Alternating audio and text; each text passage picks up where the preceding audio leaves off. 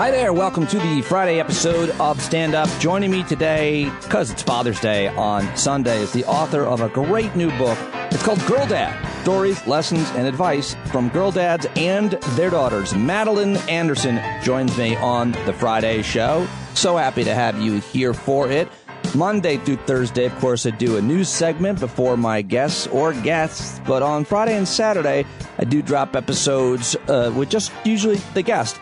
And lately, I've been dropping these little mini pods, little podlets, what I'm calling Can You Talk Real Quick, which is just me and a guest, no real production. I get right to the guest, and we usually have a 20-minute conversation or so about one or two small issues or big issues. I don't know why I said small, but I had Dean Baker doing that with me this week, and I hope you'll go back and listen to that. Thanks to all my guests. Great shows all week long. Cannot do them without your support. Of course, Dave Rothkopf yesterday. Dr. Aaron Carroll was back, cybersecurity expert Jeff Baker. Michael Ian Black joined me, and on Monday I did a little podlet, a mini pod, Can You Talk Real Quick, with Michael Cohen, and then, of course, also Jay Alcovan and Mara Quint. Great week of guests and episodes here. Thank you so much for listening. Let's get to today's guest, though, because, like I said, it is Father's Day on Sunday for those of you that celebrate. And I thought this was a real special book and idea. I, too, want to write a similar book about raising daughters, and I hope to do that someday. As a matter of fact, I was looking to see what was out there as I'm getting started on my version of Girl Dad, and that's how I found this book and young Madeline Anderson, who is recently graduated from University of California, Los Angeles, with a degree in business economics. She's an author, an entrepreneur, and a certified girl dad. She's got two sisters. She writes all about her amazing dad. I think you'll like this, whether you have kids, whether you have girls or boys. Well, at least I hope you do. And if so, throw me a subscription. How about it? Go to patreon.com/Pete Dominick right now and sign up to support the podcast. For more information on Maddie Anderson, my guest, go to the show notes. But here we go right now for the first time with the author of Girl Dad, Madeline Anderson. There she is. Madeline Anderson, congratulations on your new book. I bought it, and I love it, and I wish it existed when my daughters were born, but still very important for me and other dads. Welcome to the show, and thank you. Thank you, Pete. I'm so happy to be here. Stories, lessons, and advice from girl dads and their daughters. So you go to college, and you study in business and everything, and you're an entrepreneur, and you're always thinking about like businesses you can start and things you can get involved with. Where does the idea of writing a book and then this book come from? So the actual moment that I had the idea, it was a little bit random. I was driving and I remember exactly what street I was on and everything, but it just kind of popped in my head. And I just had this thought that said, you should write a book called Girl Dad. And I was like, that's really interesting. And I just kind of thought about it a little bit more. And then I talked to my dad about it and he was really pumped about it. And I just started writing it. And it's really untraditional because most authors, they have this idea of a story they want to write, or, you know, whether it's fiction or nonfiction, then they write the book and then they kind of play around with the titles and do something that works best with the story that they wrote. But for me, it was the opposite. The title is what inspired the story. And then it made me, you know, think about all the different things that my dad did when I was growing up and how he's such a girl dad. And I wanted to share that story with other people. And then it turned into something so much more because I realized, you know, my dad is amazing, but there's also a ton of other dads that are amazing out there. And I really wanted to get their perspective and also talk to daughters of incredible girl dads and really understand from everyone's perspective how to have the best relationship with your daughter. I love it. That's what you did. Like you talked to both women and their dads or just dads who had daughters. I mean, how did you find and select these people?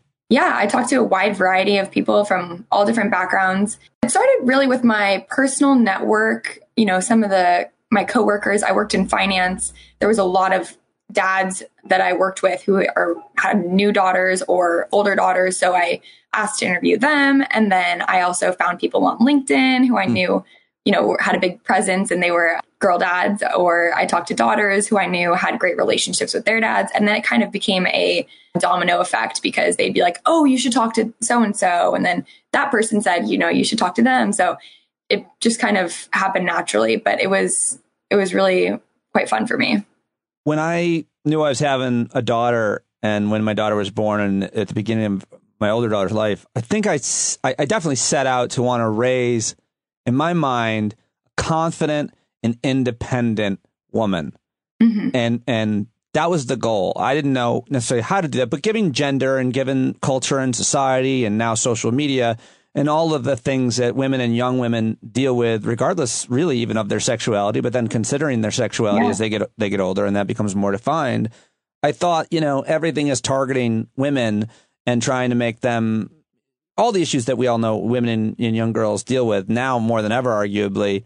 And so, but then trying to be humble about it, what if confident and independent isn't the goal? It seems like that's the narrative that you're driving at for Girl Dad and for you and your dad. It seems like that's who you are, confident and independent. And I'm just trying to be open-minded. Like, there are other adjectives we can describe as what we would hope our daughters would be as dads. But what do you think about the confident, independent idea? And if there are other kind of adjectives or qualities that we as dads should be thinking about instilling in our daughters, indirectly, directly, however we do it? Yeah, I mean, I think, you said it correctly. It's not just about confidence and independence. I think if I had to drill it down to one word, it would be happiness. I think most dads want their daughters to be happy. And I think that confidence is a great way to help make your daughter happy because it helps her build her up when she's down and creates this foundation of understanding who she is and whatever that looks like, And so I think it's a really important value and something that I want to instill in my children as well whenever that happens. But at the same time, it's a very personal decision as a parent to think about what values you appreciate the most and what you want for your daughter and what you think would make her the happiest, because all of us are so different. And I'm sure even you can relate having two daughters. I know with me and my two younger sisters, we're all three so different and happiness looks very different to all three of us. And I think for me, confidence and independence was one thing that my dad helped me with. But for my sisters, one of them is really artistic. So he helped her kind of like see that side of her and really allowed her to be herself in that way. So it's really dependent on the child. I love it. It's a good answer. Happiness. Yeah. Now, though, that Ava's 18 and moving out, I kind of wish I would have raised a girl who was completely reliant upon me and would never leave me. It's exactly what we wanted. We wanted her to be at this age. I always use the metaphor of just a bird, wings, to have wings. She's ready to fly out of the nest. She's gone forever. But my own selfish interest. I'm like, I don't want you to leave. It's been awesome. Don't go anywhere. Where are you going? What about me? But that's that's what we're supposed to be. I think that's what we're supposed to do. That's how I feel. Yeah. No, I think you're spot on there. And when you have a great relationship that you help build throughout her young adult or her childhood to young adult life, when she goes off to college, it doesn't end there. Like when I went off to college, because of the great relationship that I had with my dad and honestly both my parents, I came home a lot. But even like during summer breaks and everything, like I really made it a point to be present with my family and spend time with them because it's what matters most. That's awesome. At the beginning of the book, you talk about branding yourself as a girl dad. What does that mean and why is it important? Do I need to get a tattoo, a hat? Yeah, an actual brand. No, it's and the girl, your daughter gets to actually do it. Like, yeah, no. It's this idea that when you're striving to do anything in life or be anyone, you really want to embody and envision yourself as that future person. So I think I give the example, like if you want to be a photographer and you're just starting out, you just bought your camera. Introduce yourself as a photographer because that's ultimately what you want to become.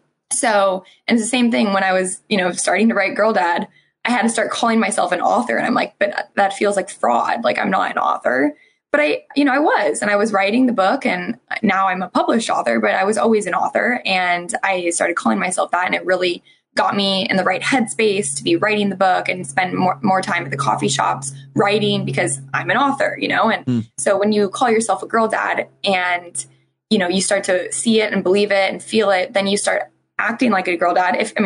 Hopefully you're always acting like a girl dad, but it helps it helps yourself embody that character that you want to be. So if you want to be a girl dad, call yourself a girl dad, tell your friends you're a girl dad, be proud to be a girl dad, and you'll see that you make decisions accordingly.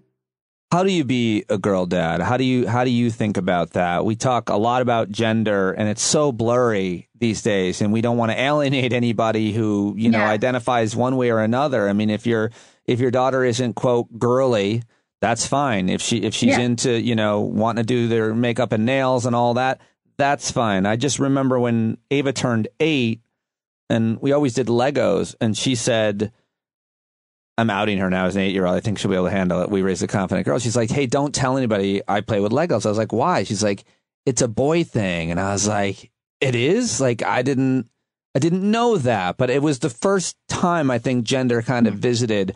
And that's, what you're talking about here. We're talking about dads with daughters and trying to understand, especially if you don't understand a lot about women and young girls. You didn't have a sister, or for any number of reasons. So what about all that? I don't know what my question is. Sorry. Oh, no, you're good. I think your question was, just start talking, Madeline. Yeah. Okay. So I think there's 3 top takeaways. Number 1, don't stop being you. I think that's a big one that a lot of dads, when they first find out they're having a girl, they think, I can't spend time doing what I love because now I have a daughter and I have to learn to do all the daughter things. And like you said, you shouldn't, characterize your daughter as someone who might only like Barbies or, girly things. Like, don't stop being you. And actually what you should do is invite her to be a part of who you are and what you love. So, if you love sports and let's say you love football, like, have her there sitting with you, watching your favorite game, and teach her about it. Tell her the rules, keep her involved, because then that's how you foster that great relationship. And whatever it is, for my dad, it was golf. He taught me how to play golf, and he would take me to the driving range and I would count the bunnies, and I wouldn't even really play yet. But now that's something that we bond over. And every time I go visit him, we go and play, and it's something that'll always be special for us. And then the second thing is know your daughter.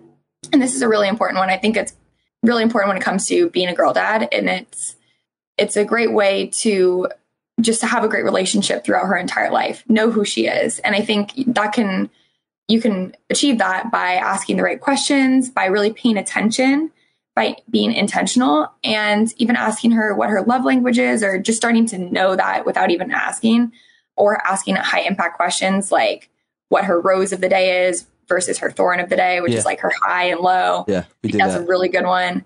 Yeah. And then I think the third thing is just be intentional. So show up for her, look her in the eyes when you're talking to her, just make her feel loved, worthy, special, all of those feelings that are so important to a human. And just be there for her. I think that's probably the most important thing. And I think that's a parenting in general. If you know one thing about parenting, one really important thing, no matter what, being present, being there at their events, at their special moments, when they're sad, when you're, doing those activities, just being present. And that does get us to another really important, I think, part of the book, something that you've covered in this book and in your conversations a lot more than I've heard. It's really important to hear, I guess, from whatever age. You're in your mid-20s or something? Yes, just turned 26. Yeah, happy birthday, maybe. Just. But 2 days ago. Well, there you go. But the point is, like, work and life. Yes. I think dads, this is where, like, gender comes in a lot, because we think we're supposed to work to earn, income, money. And when our kids are young, we're often at the peak of our, working our way up. And that means you're gone maybe a lot. So you have a lot to say, and you think a lot about kind of work-life balance, or whatever people call it these days. But my point is, just being with your child is the most important thing you can do. Even if you're not great at communicating or, other things, being there is it. But it's hard to be there and at work making money at the same time. Absolutely. And I think it really comes down to how you talk about work. That's extremely important because, when you're a daughter or a young daughter and you look up to your dad a lot, and there's this thing called work. He's always doing it and you don't really understand it, but he spends a ton of time on it and it's important. But let's say you talk about it very negatively and you're always complaining about your boss or your coworkers or what you do and, how much you don't like it or how you're so busy and all these things, then, you have your daughter who looks up to you and says, okay, there's this thing called work. Dad doesn't really like it, but for some reason it's higher on the priority list than I am. So makes her feel pretty bad, right? But then also, what does that teach her? That teaches her, I don't want to have a career and I don't want to be inspired to try to find what I love in life because work looks like it sucks. So no, thank you. And if you do the opposite and you highlight the positives of your job and you include her in conversations, then you teach her to have passion and find something that she likes. And, you can talk to her about the things you like and why, and you can ask her questions and see if she's engaged in that and see if that sparks her interest, or maybe ask her about what does spark her interest and kind of help guide her to find something that she loves, because, that's what's inspiring. It's not, when you're talking bad about it, it does quite the opposite. And I think it's really important just to be mindful about when you're talking about work and what you're saying. And if you do need to vent, do it with your friends or your partner or somebody else, but not in front of your daughter, because but that's such a really insightful observation. I think most of us probably wouldn't. And I haven't really had a struggle with that because I've always loved my work and brought my girls into it as much as possible. But I don't think that's true of everybody. I don't think you should feel guilty about that. But what you could get away with, not get away with, but the best effort could be, listen, I know I don't love my job and I talk about it like it's really stressful, and I'm looking for different ways to find work and so that I can make money and still be with you. But don't think, just trying to explain that. I think I always over-explain things to my daughters, which isn't terrible because it's better than under-explaining them, so that they would understand them. But if you don't like your job, maybe just tell your daughter, I want to spend more time with you, and if I can find a way, I'm looking so I can, because I really don't love this situation. What do you think of over-explaining those types of more? No, that's so important. Yeah, open communication is key. I think, if you don't like your job and you can explain why, and you can explain why you're doing it, then that also teaches her things, right? And the fact that you're maybe pursuing that career, even though you don't like it, because you want to support her, you want to put food on the table, you want her to have a better life. Like, those are all great things for her to hear and for her to understand, okay, wow, that I have so much respect for my dad. I really love that he does this for me, rather than just always being curious why he's doing this thing that he doesn't like and not really understanding why he's doing it and feeling like you're second place to this thing that he doesn't like. So I think, that's really important. And honestly, my dad was extremely busy, still is. I mean, he works all the time. Even I'll see him at 2 a.m. sometimes, send an email. I'm like, Dad, you got to stop doing that. But he loves what he does. And I remember when we were growing up, he even used to take us to the office on the weekends if he had to work during the weekend. So that way he could spend time with us. But also we got to see into his career, and it was like the best weekends ever when we got to go to work. And he's an engineer, so we'd draw like little drawings on the back of old blueprints and get some gummy vitamins from the vending machine. And it was a great time, and had a lot of memories there with my sisters. That's awesome. But it brings up a separate question it sounds like your dad worked a lot. And I always wonder, I've heard this with a lot of guys too, it's very hard to turn it off. And so my question to you is, did you take vacations? And if you did he turn it off? Was he able to? Yeah, absolutely. He was really, really good about being present when he was able to be. Mm-hmm. So there was very few hours in the day that he had to focus on us. But when it was about us, that's all it was about. That's good. And I think, even just at dinner, like sitting around the table, he wasn't talking about work. He wasn't focused on work. He wasn't looking at his emails. He was focused on us. And that made us feel really special. So I think that's great advice for dads, honestly, everyone, right? It's really easy nowadays to get distracted by your phones or computers, anything. And it's so important to have those authentic relationships and conversations. And you can do that by having rules around, no phone at the dinner table, or playing games that encourage meaningful questions. And I think it's really important. I love that. It's just, you're making me remember one of my favorite memories. I don't have a lot of I have the worst memory, but when Ava was 4, today she had her last day of high school. When she was 4 and she was in preschool, I would drop her off on the way in the city. And at that time, I had 3 jobs. Like I worked for 3 different networks. I was making a ton of money, and I loved it, but I really missed my daughters, and I felt guilty. I felt really guilty. My other daughter was really young, 2 and 4. And I said to Ava, I said, Daddy has to work a lot, but just so you know, I love my work, but my favorite thing to do is anything with you, anything at all. I'm so sorry I have to work so much. And Ava was like 4 years old, and she reached out to me, Madeline. We were like sitting on a curb. I remember she reached out to me and like comforted me at 4. She's like, Dad, it's okay. I understand that you have to work. Oh, that's adorable. Yeah. Let me ask you about you mentioned the phones and the distractions. Like I guess you're the perfect age to ask. Like you're one of the first generations of American women, men, whatever, to grow up with phones in your life so prominently. Talk a little bit about the role that they played for you and how we can have any boundaries or use them for good, because I think they ruin everything in all relationships in many ways. Yeah, no, it's a tricky thing. Absolutely. Especially when it comes to social media and just, there's so many distractions, right? I mean, if you wanted to spend all day on your phone, you could, and it's kind of scary, but I think like what you said, number one, having some boundaries around it is really good, especially at the dinner table or anywhere you're all sitting together talking and having meaningful conversations. And then 2, you can use it to your advantage to keep in touch. So I'm 26. My younger sisters are 24 and 19. So one of them's still in college. One of them is at home right now, but we all like live separately and have our separate lives, and we're super close. Honestly, I thank my phone for that. Yeah. Because Group chat.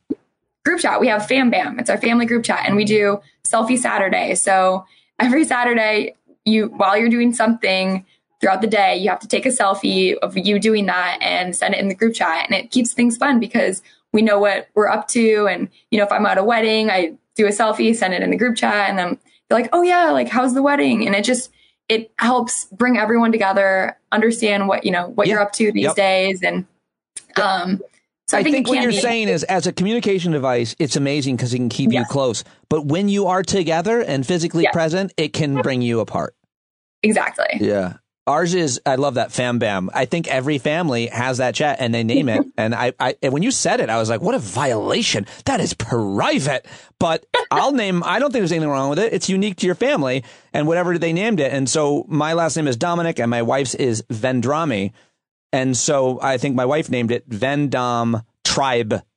It's the 4 of us. We consider ourselves a tribe because we, take care of each other and we all have equal responsibilities and blah, blah, blah. So I love that. Okay.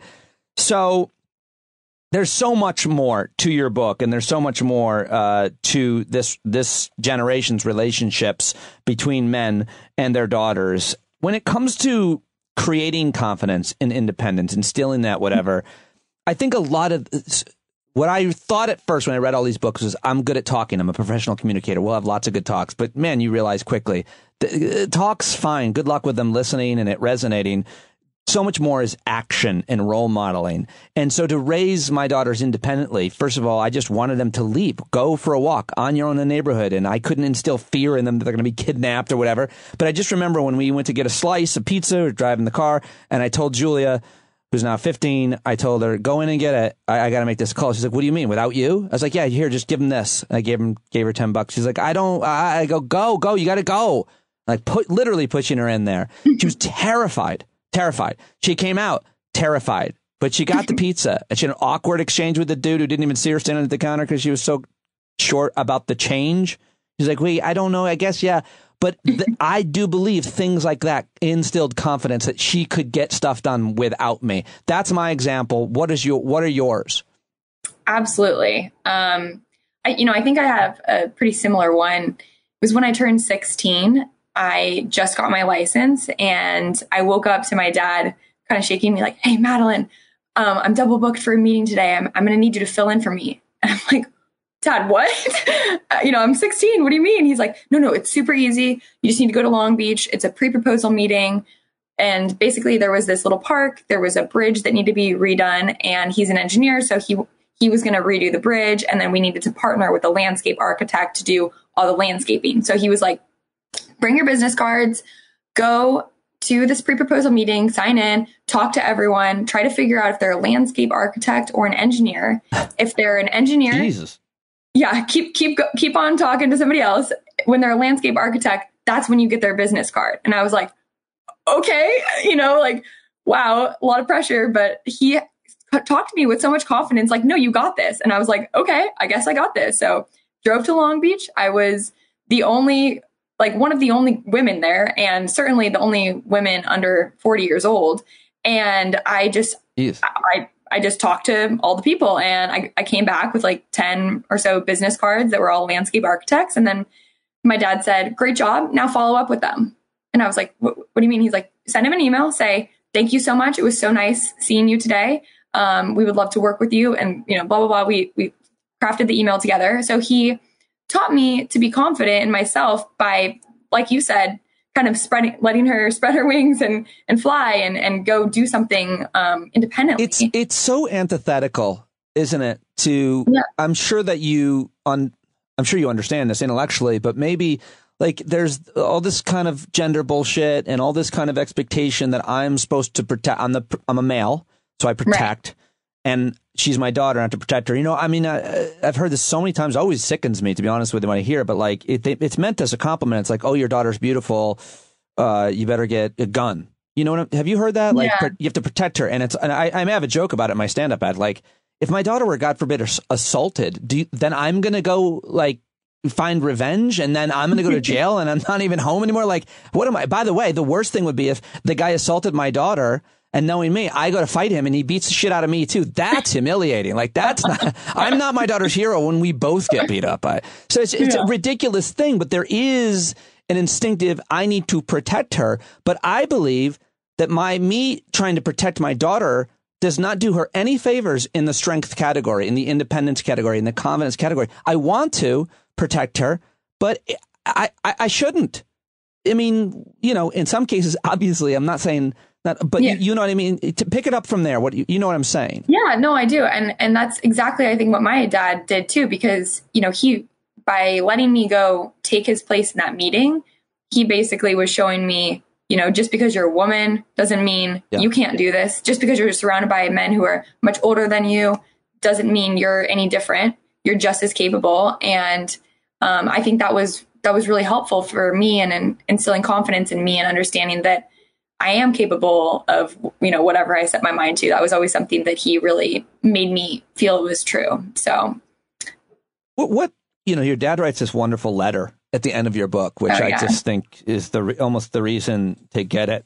Well, that took a lot away from the other 164 pages that you worked on. Sorry, I just gave all the credit. All good. I agree. But it's really, really nice. And I wonder what kinds of things your dad did or other dads did or, that you heard from other women in terms of things like that, notes and texts and conversations that were indelible. I always wonder what she'll remember.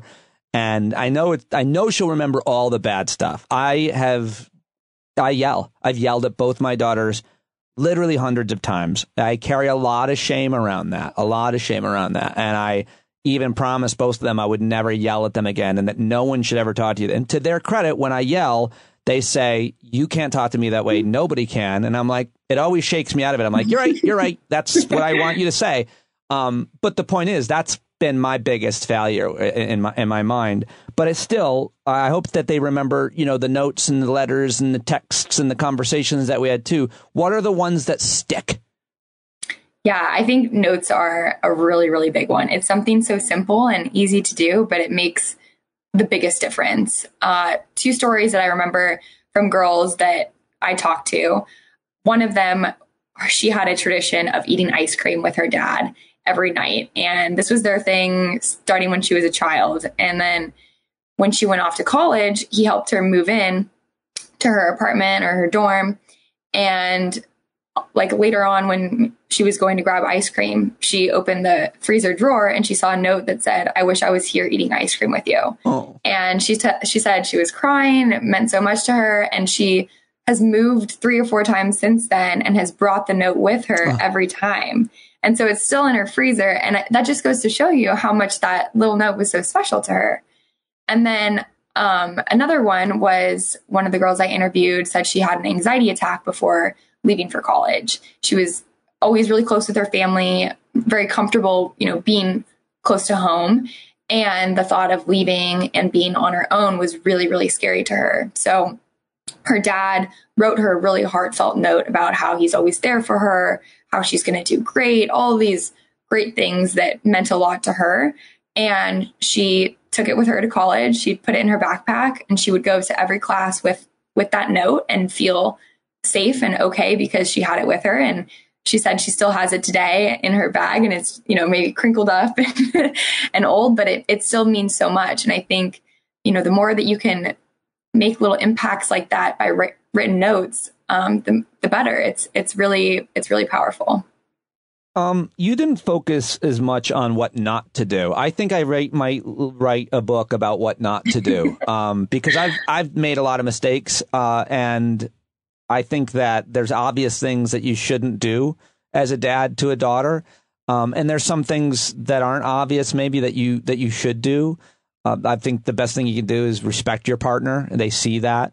Not yell at your partner, not yell at them, not hit them. Obviously, I think there's obvious things, but did you learn a lot, or do you think a lot about what men shouldn't do for in front of their daughters? I think another mistake that I've made is I may have at times told them too much about me, like about my own, like I'm suffering, I'm sad or something, like over communicated. I did it thinking that sharing my emotions would teach them to share their emotions and teach them that men should be vulnerable and you should be with a man who but like maybe not to my daughter so much. Maybe I over communicated in some ways, and maybe I should have been, and now I try to be more stoic. If like I'm struggling, I don't know that they need to know that maybe as intimately or specifically as I told them. I meant well, but I'm not sure that they saw that. And I don't care about looking weak. I think that's good, looking vulnerable. But at times I think it probably should have appeared, stronger, even when I wasn't, because I'm their dad. What do you think? To be honest, I heard you say you should have, and I would say stop shooting on yourself. It's a really, that's something you could do throughout your entire life is, I should have done this, or, I should have handled this better. But at the end of the day, you have to forgive yourself for those things and focus on what you can control, which is the future. So, know what, you might have done wrong or what you felt you did wrong, and learn from that and implement that in the future. But, I think we're all human. We all make mistakes and we all handle things poorly at times, and that's okay. But, maybe use it as an opportunity to teach your daughter, like, you didn't like how you acted, or teach her how you wish you handled a situation. So I would say that. And then also, I wrote this book to be uplifting, encouraging, and inspiring on purpose. I wanted dads to read it and close it and be like, let's go. I can't wait to have a daughter. Like, this is awesome. I'm so lucky to have a daughter. So I think the positivity throughout the book is intentional. And I think there's, like you said, you could write a whole book on what not to do. But I think that scares people. And I'm a positive person. I'd rather be told what you should do, or I guess now I'm saying the word should, but all the great things to do. No, I appreciate everything you're saying, including the therapy for me. And I agree with you. Obviously, my therapist did say that, get rid of that word. And when you said it, I thought you said shit on, which the truth is that's what you're doing when you're shitting yourself. You're kind of shitting on yourself, as opposed to what you said is, what can you do differently in the future? And I think that's great advice for me and others, to forgive yourself and have some compassion for yourself and do what you can now and in the future. The other thing, there's not, this isn't a book about sex or sexuality, or how to talk with your daughters. But the one thing I think is really important is that whether it be sex or anything else that often falls into a gender role, it's more appropriate for the mom to do with or to explain. I've always had issue with men who would say, that's not my department. That's your mother's department. Because to me, that sounds lazy because you don't know what to say and you don't know what to do. And that's fine. It's fine. But it's your responsibility to learn what to say and what to do. It's not your partner's responsibility. It's actually your responsibility. And arguably, when it comes specifically to sex, if you have a daughter who's into boys, it's great to tell them your point of view on things. So find a way. What are your thoughts? Yeah, no, I think you're spot on there. And I think knowing who your daughter is and how she handles these kinds of conversations is always helpful. Some daughters are going to not want to talk about that at all. And you can respect that. You can also, write a note or something. So it's not a face-to-face conversation, but maybe you want to give her your opinion on things or just help teach her or guide her. And I think that's totally fine. Well, yeah, no, you make a good point because they don't want to talk with their dad. My girls don't they didn't used to. Now they do it just to irk me. But like what you're saying is like, you don't have to talk with them. You can give them a book. You could send them a link to a TED Talk. There's a million things that you can do that help educate them that don't have the awkwardness of your face, sitting there talking about and saying sex words. That's uncomfortable for anybody, any kid. Totally. Yeah. But also maybe it's not. So I think it just comes down to your daughter. Like I know one of the girls that I interviewed said that she has a very open relationship with her dad, and she actually has 3 sisters. So there's 4 girls. And so, naturally he's had a lot of conversations, I'm sure. But one funny question was he asked if any of the girls needed something from the market because he was making a market run. And then one of them said, "Oh yeah, Dad, can you get tampons?" And then he was like, "Regular or super?" He knew exactly what they were, what to do. And he was, in the know, and it was not awkward at all because that's just the relationship that they had. It was very open. And you know what? Sometimes that's super uncomfortable for daughters or dads, and that's okay. But just kind of, get a pulse on your relationship and then handle it accordingly. I think the most important thing you can do is credit to both my parents who are still around and amazing. They always told me they loved me and they always told me they were proud of me. Maybe even too much. If anything, too much. There's 2 types of stand-up comedians, those who have too much love and those who don't have enough. I think I'm the former, but I think that, and you write about that, like never miss an opportunity to tell your daughter that you're proud. Can there be too much praise, Madeline? I like to think no, but I think it depends on how you are praising her. So if you're telling her you're proud of her and you mean it, and then you talk to her about why she should be proud of herself and help instill some internal confidence, I think there's no shortage of that. I think if you're only providing external validation, that can maybe lead to some issues because she finds her self-worth based on other people's validation and praise. And so if you can, be careful about the ratio of compliments and praise to her rather than the ways that you can help support her, help herself. So, why are you proud of yourself here? Like, I see what you did. This is amazing. What's your favorite part about it that you did? Or like, you should be so proud of yourself. Those kinds of comments that help build her up from the inside.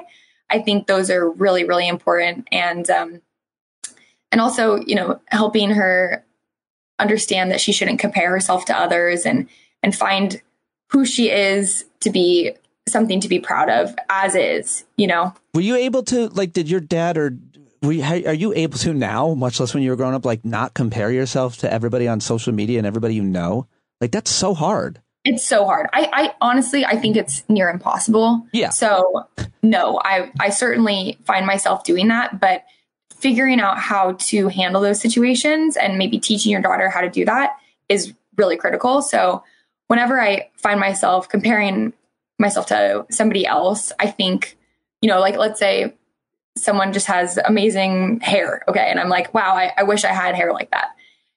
Then for you to use that example to me, like I'm looking at you going, really, you have great hair. What do you worry about? But you're talking to a bald man. I'm sorry I interrupted you with that. I know exactly what you're saying. Of course you're allowed to, even though you have great hair, look at somebody else who you think has better hair. Of course you do that. Yeah. And it's just one, silly example, but just basically find or be aware of what it is that you're comparing, and then think, okay, well, who would I be if I had that hair?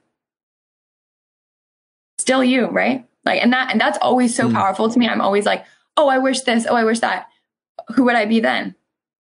I'm still me. So I really can't, it really doesn't matter at the end of the day. So I think finding confidence in who you are as you is a great way to prevent the comparison from, affecting you. Like the way, comparison is the thief of joy, right? So.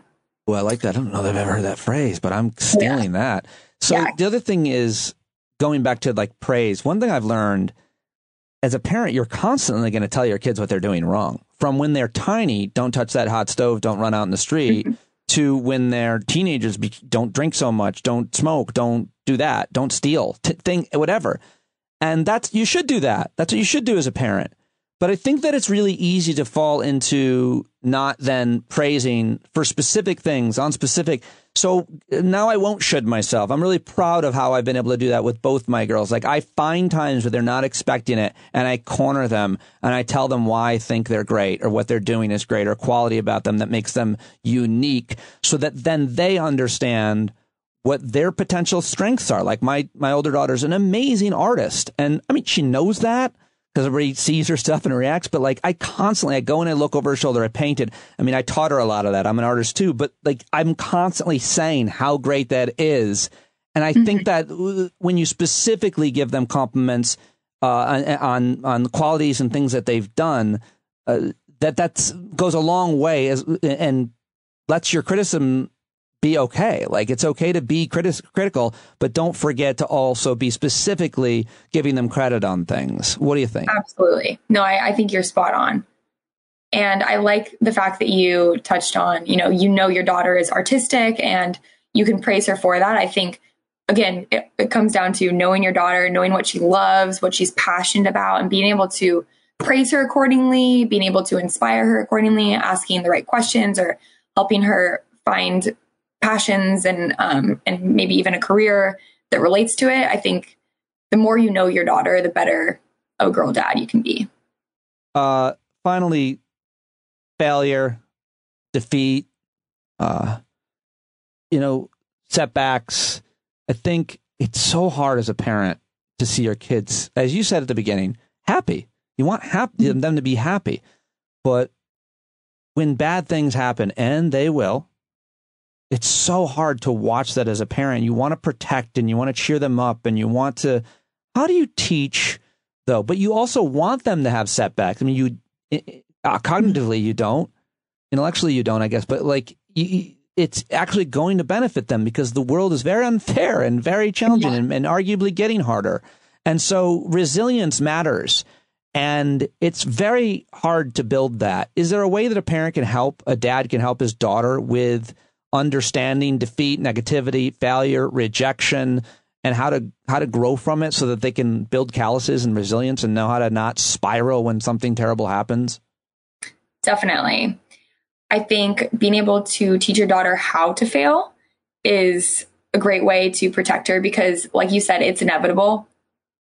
Everyone fails at some time. And if you just try to protect her from being able to fail, then you're doing her a disservice. You got to teach her how to fail because then when she does, she'll be okay. And I think one example that I can share personally is I was doing a high school golf tournament.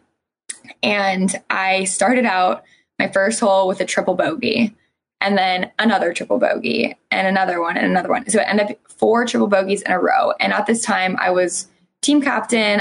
It was a big game. My score was going to be counted. And so I was letting my team down. I was freaking out. I was having anxiety. I just felt myself collapsing during this match. And then I remember after that 4th hole, I thought about my dad and everything he's taught me. And he always taught me that every single stroke matters. And, drive for show, putt for dough. Everyone loves a good drive, but that little putt that's, 2 feet matters just as much as your long 250, yard drive or whatever. So I was like, okay, every stroke matters. And then the other thing he taught me was control what you can control. What can I control? the future. The past is the past. Unfortunately, I did not play very well the past 4 holes. However, I only have control over the rest of this match. And so I try to get into that headspace of positivity and, what can I control? And so I really focused on every swing, and I parred all of the remaining holes, and my score ended up being okay at the end of the day. And my coach actually came up to me and said, "I've never been so proud of you." Wow. And yeah. And it was because she saw the whole transition from, the really terrible holes to coming back from it and being able to be resilient and, just focus on what I can control. Man, that's, in golf, it's a perfect story, because it's golf and sports in general are often great metaphors for life. But you could say that you were given a presentation, a big high pressure presentation at work in a boardroom, and you messed up the first 5 minutes. You better figure out a way to recover for the next 12 or whatever you got left. Because, so what you're saying there applies to any high stakes situation. When you're in it and you mess up, how do you dust yourself off? And it can apply to personal relationships and experiences as well, I'm sure. Wow, that's great. Exactly. Your dad sounds great. Your family sounds great. I'm sure they have a lot to do with you being great and successful with this book. And I'm excited to see what you do next, but certainly really appreciate you joining me to talk about it here. Congratulations, Madeline, and thank you so much for talking to me. Thank you, Pete. It's been a pleasure. All right, there you go. I am out of here. I hope you appreciated the conversation with Girl Dad author Madeline Anderson, Maddie Anderson. You can follow her on social media, learn more about her. Just go to the show notes and check it out. And go get the book if you liked it. Let her know that you appreciate having her stop by the show. Okay, I don't know. I'm rambling. Thanks so much for listening, supporting me, and go to standupwithpete.com to learn more. Follow me on TikTok and YouTube and Instagram and all the things. Links to them in the show notes. Have an amazing weekend. Look for a conversation with me, Christian, and hopefully Ophira tomorrow. I might even drop a Sunday show. Let's get crazy, shall we? Get out there, be the change you want to see in the world. Bye-bye. Stand up, stand up. I think you're driving wheels with leaking grease. Boy, you better stand up, stand up. Well, there's a whole lot more of us who know us right. They'll keep right on ignoring us if we keep sitting tight. You got to open up the window to let in some light. You gotta stand up. That's right. We got to rise up. You got to stand up. You got to stare the devil straight in the eye. We got to let him know it's his turn to go. See it clear when all you hear is a lie. Don't get up off of your butt, get down off of your fence. Even if it ain't a very friendly audience, well, they'll begin to listen when you start making sense. And you stand up, stand up. No need to point your rifle to defend your town. Just stand up, stand up. You know they can't deny you what you're laying down. Boy, you better stand up, stand up. Show your face of every color, yellow, black, red, and brown. She's the place where every lost child will finally be found. There's only one thing to do before we stand our ground, and that's stand up, stand up. Well, the founding fathers saw a land for all. They had to stand up, they had to stand up. They had a keen imagination for a crystal ball, drawing all the plans of stand up. But all they had to go on was the time they were in, with other causes for laws, and since they weren't even sin, they knew that change was gonna come before the change could begin. They had to stand up. All right, they had to stand up. We got to stand up. We got to look the devil square in the eye. We gotta let him know it's his time to go, and make it clear when all we hear is a lie. Why you lying awake wondering where the money all went? It'll be the cost of freedom that'll go unspent. You can see him flee the scene of that experiment if you stand up. All right, we got to speak up, we got to reach up and raise your voice in every way you know how. Don't be toes up, you got to show up. Ain't no better time to do it but now. No need to pledge allegiance to no wanton tribe. to the voice inside and listen well, and it'll tell you not to run